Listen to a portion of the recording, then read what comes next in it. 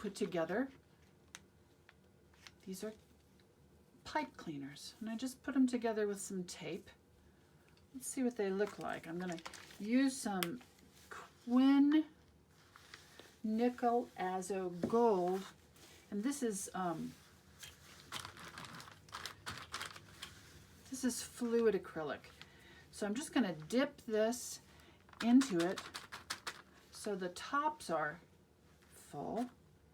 You can do that, and it makes a nice interesting mark that you don't get every day, and they're easy to clean. I've also just cut out a piece of styrofoam that came with something in the mail. Here, let's do that one too. It's kind of a circle, but it's also kind of not. So you can have something a little irregular. You can just cut this out so easily. Okay, here is a piece of mesh that, again, I put together with some tape.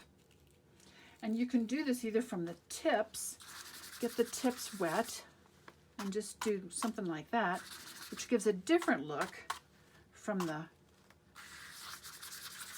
pipe cleaners. Or let's try something a little thicker. I'm thinking maybe this is some golden manganese blue hue. This is a heavy body paint. I love the color, it's so pretty. This is one of my favorite blues. All right, let's roll it out. I still have some other stuff on my roller, but oh well. Okay, now, got a little bit more paint on there. You can see how it makes kind of a little bit of a sort of lines, but it's very random. So that's mesh pieces. Then here's just a box, little tiny box. You just set it down on your paint, and voila. You've got some kind of nice rectangular shapes. Easy, huh? All right, so I got kind of carried away with this flobbly stuff. So here's some string that I just taped together. And let's just drag that through some paint, see what happens. All right.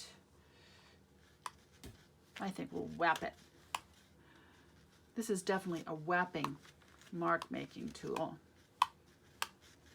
I think one of the fun things about making your own tools is that, as you can see, you get this kind of fun, random, who knows what's going to come next idea. So here are some feathers. I'm thinking we'll dip them in the paint this way and see what happens. All right, you ready? Pretty cool, huh? I like that a lot. This was a piece of, gosh, I think it was just some fiber that I put together. And let's just dip it in and see what happens. All right, here it is just with some random paint on it. You get not only marks, but you get a little bit of fiber with it. That one is a little less useful. Okay, here's some tulle. Again, put together with tape. A little piece of tulle. And I'm just going to dip the ends in some paint, and we'll see what happens. So you can get, again, a pretty random look with using tulle. This is some silk rope that I put together. Same. You can see that I have a very detailed method of putting together these tools. I figure if it works, tape works. Okay, so I got the tips painted. Let's see what happens.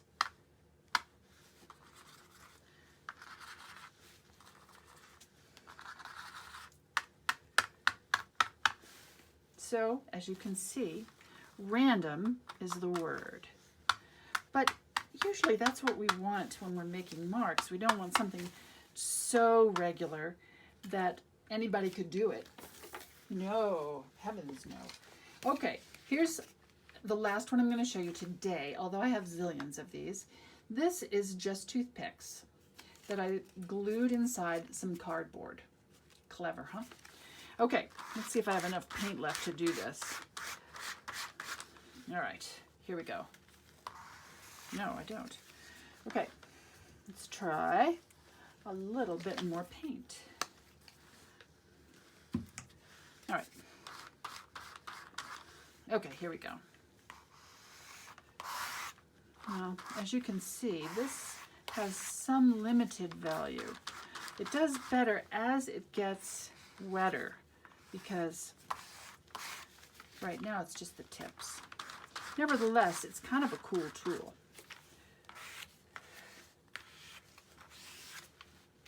So there's just a few ideas for you today and a little look into some of the craziness that I do when I'm making art. Thanks for tuning in.